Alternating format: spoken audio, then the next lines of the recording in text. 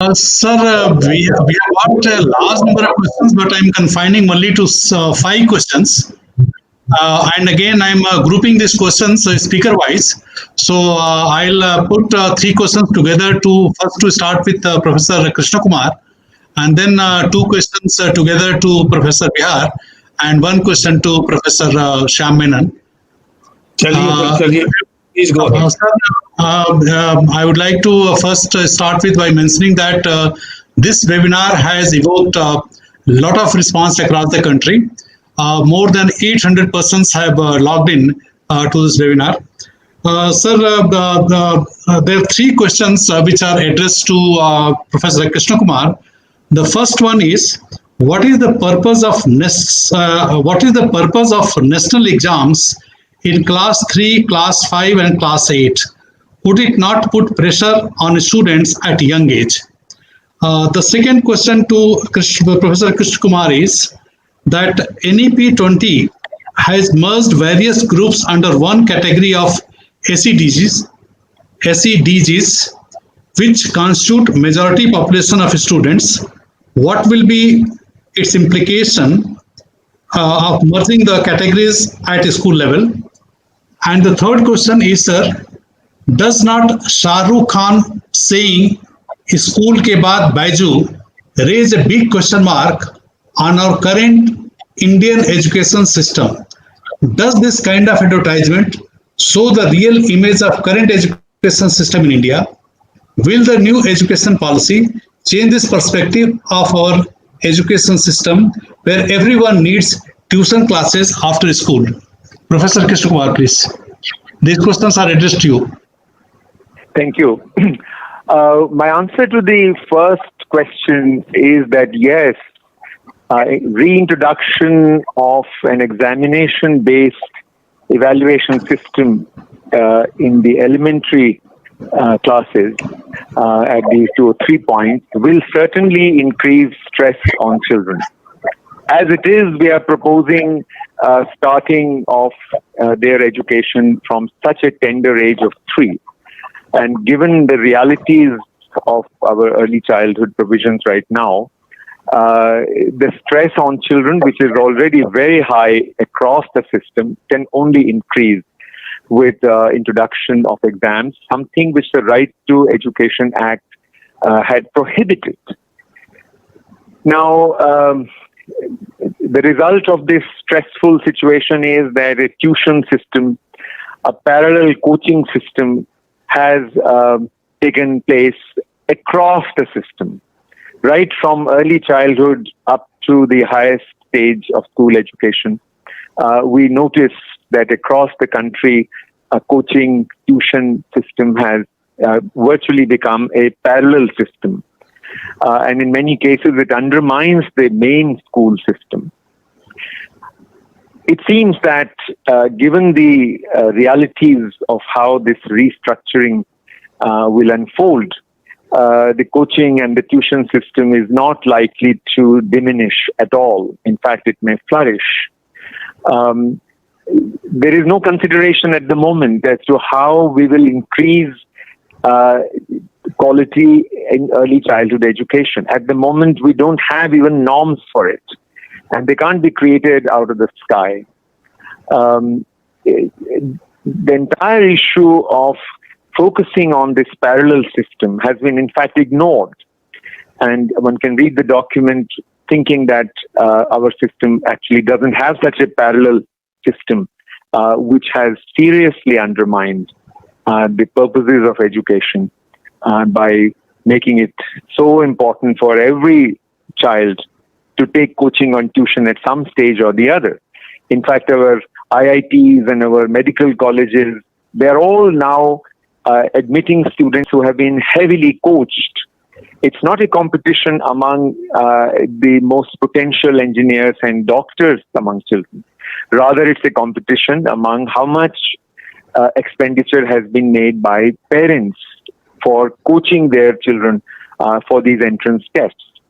So in that sense, the system has been undermined and is likely to remain like that. And this particular malaise can only increase as years come by. The second question I couldn't quite hear. If you may kindly repeat it once. The second question is that NEP20 has merged various groups under one category of SEDG, which constitute majority population of students. What will be implication of this merging of categories at school level? Yes. When it comes to recognizing the specific categories that the government system has worked with so far, it's unfortunate that this document doesn't recognize those categories, whether it's the scheduled castes or the scheduled tribes or the minorities or other forms of social disadvantage, including the other backward classes and so on. The lumping together of all these very sociologically entrenched and well-recognized categories into a broader, generalized kind of title is certainly problematic. And one doesn't know exactly what's the purpose of that lumping, when in fact we know that it's a matter of pride for our country that our policies of positive discrimination have worked despite all obstacles, and across the world they are appreciated. The extent to which the goals of equity have been served by a policy of reservation and special treatment of different groups and recognition of these different groups, the extent to which these policies have been pursued over the years has been a matter of some appreciation, or even though there are numerous causes of dissatisfaction, but the general direction has been appreciated. What's the point of now lumping these categories and forgetting them as if they don't exist, as if India doesn't have a caste-divided society, as if we don't have problems of disadvantage over generations, as if our tribal children have the same starting point as anybody else. It's a kind of an act of pretension.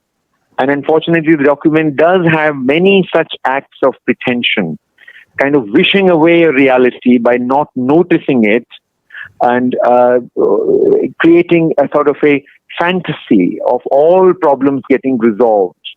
This speaks of a very imaginative kind of instrumentality, which is certainly problematic if you are looking for good insights and practical solutions. Thank you. The next set of questions is to Professor Anurag Bihar. The new policy, how much it would be effective in the globalized world?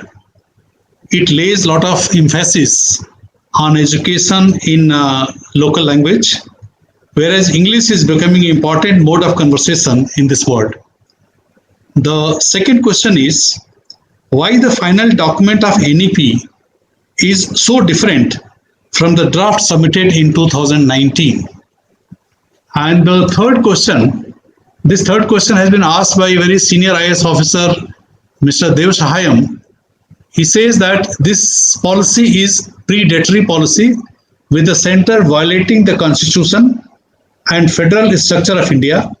How can the center arbitrarily grab school education from the states and dictate terms? School education must return to the states list as it was before 1976. Professor Anurag Bihar.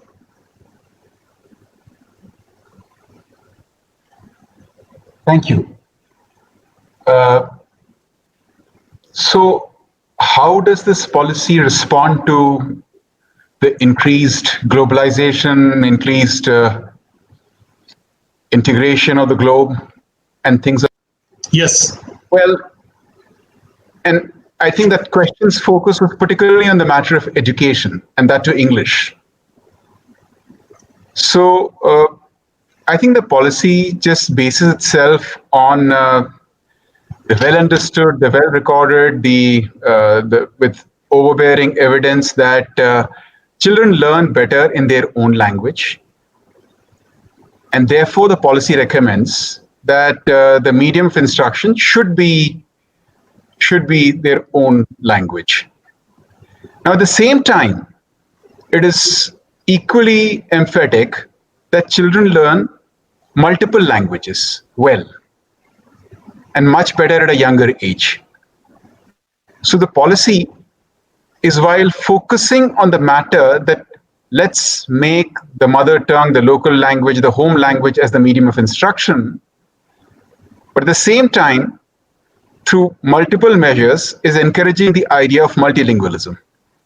And within that multilingualism, it's of course Indian languages, but certainly there is English. So I don't think the policy in any way is disbalancing the fundamental educational issue that the mother tongue is a better medium of instruction versus perhaps these aspirations and the economic needs of learning other languages, including English. The second question was to do with why is the 66-page policy very different from the 484-page policy? Yes. Now, that's a question I will find it very hard to answer, because I was involved in writing the 484-page policy. I was not involved in cutting down the 484 pages into the 66 pages. But I can speculate. One part of the speculation is that it just in the sheer mechanics of summarizing 484 pages into 66 pages, a lot of it is lost. And what you lose, some of it might just be happenstance, some of it might be purposive, I don't know. So I think some of the differences are because of that. Some of the differences are because perhaps at the policy level, when the final policy was decided upon, the government of India did want to take a few different stances from what is there in the draft national education policy. But I must say that yes, there are differences. Yes, there are some noticeable differences, but it's not as dramatic as the questions seem to suggest. But let me remind you, I'm just speculating here because I was not involved in cutting down the 484 pages to 66 pages. The third is that, is the union government predatory, and is it taking over the state's rights and responsibilities of school education? Well, perhaps that trend goes back a long way if that's happening. However, I must say that if one reads the policy carefully, on the school education side, it is making suggestions. If you read the text, that's what it's doing. It is making suggestions. It is in no way suggesting that the government of India is actually deciding that that's exactly the way it will be. Now, when the Kothari Commission recommendations were implemented, the situation was pretty much the same. How are you going to have a nationally coherent set of principles, if not exactly the same system, at the same time leaving to the state, or why just the state, to the school what is due to the state and the school? So we've been through this before. I don't read this policy as being particularly predatory on the rights of the states. Thank you. The next question is to Professor Menon. The question asker is a very important person, Dr. Ramesh Deka, who was Director of All India Institute of Medical Sciences. His question is, how to internationalize higher education in India?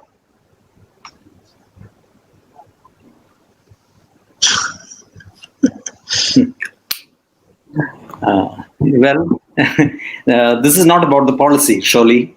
I think if it's about the policy, one should ask the people who wrote the policy. No, it's not relating to policy. It is a general question. The global excellence and globally accepted standards and so on is often, is often understood. And it's not just about this policy, but for several years, maybe for some 10, 15 years in India, this discourse of what is of international standards and global standards world standards, all these used to be set. And I really feel that a globally excellent institution has to be, first of all, locally relevant. So only when it has an organic rooting on firm rooting on a particular stratum and is responding to that stratum in an organic manner, then can it rise itself to the level of a globally excellent institution. So international standards is largely in that sense. I wouldn't be really, think in terms of just collaborations and, faculty exchanges and twinning programs and stuff like that alone. That doesn't really create much of an international standards. Neither will inviting world players in foreign universities to come and set up shops here. Is not going to help. I think we need to really work in terms of creating excellent faculty. And if institutions have to be developed, there has to be good faculty. And we have to think of a serious program of creating excellence in our prospective faculty, attracting young, bright people to come into academia. A lot of attitudinal, the whole environmental ethos has to change for that. At the moment, it's a very unhappy situation. I hope it doesn't last for long. But at least in public universities, it's an environment of feeling oppressed and fearful. And I don't think those are the places where good research will happen. And those are the places where innovation of ideas will happen. All this will happen only if there is a certain liberality in the way in which universities, the ecosystem of universities is located. And only then will we rise to the international standards. It's not just a Lego toy approach of creating standard templates in various parts of the country and with linkages with institutions abroad, and suddenly it becomes international. I don't think it happens like that. Kailash, you can proceed to. Are you going to deliver your vote of thanks? Sir, now we come to the end of the program. On behalf of India International Center, I would like to profusely thank Professor Anurag Bihar, Dr. Krishna Kumar, Professor Shyam Menon for sparing their time for this webinar. And as I had mentioned earlier, this webinar has really aroused a lot of interest, and the number of participants who have joined this webinar indicates that. And I'm sure today's deliberations are definitely going to be much more helpful in understanding this new policy.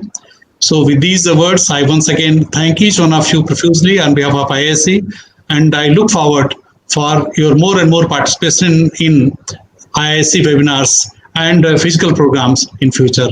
And in the end, I also like to thank our President, Sri N. Vora, who was kind enough to spare his time for chairing this entire session. Thank you very much, sir. And I thank everybody who has joined this webinar through the virtual mode. Thank you very much. Thanks, everybody. Thank you. Thank you so much. Thank you. Thank you very much. Thank you, everyone. Thank you.